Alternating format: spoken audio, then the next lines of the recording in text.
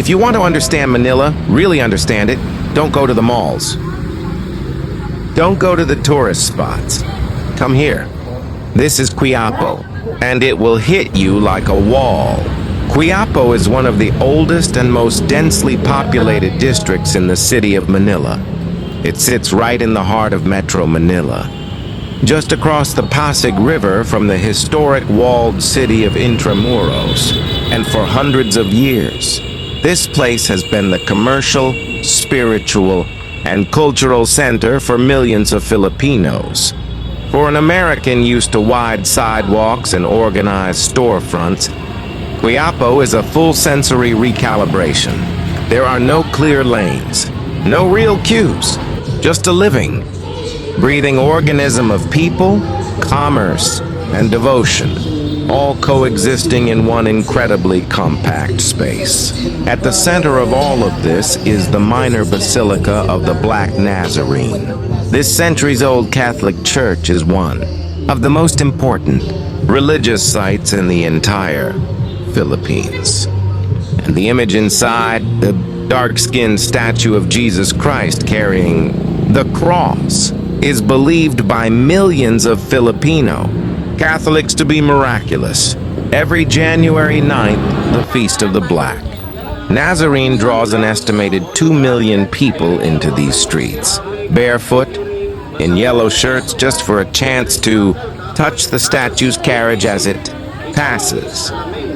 2 million people in one neighborhood. Even on a regular day, the church never really empties.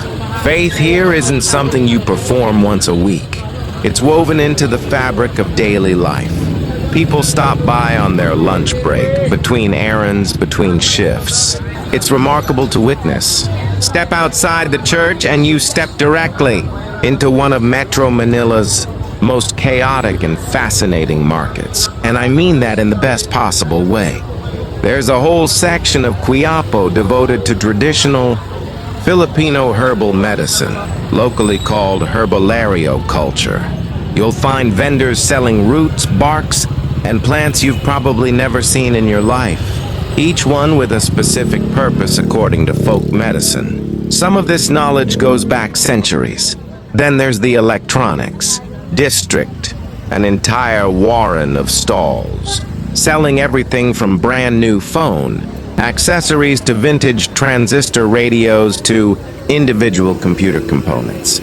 This is where Manileños go when they need something fixed, something cheap or something they can't find anywhere else.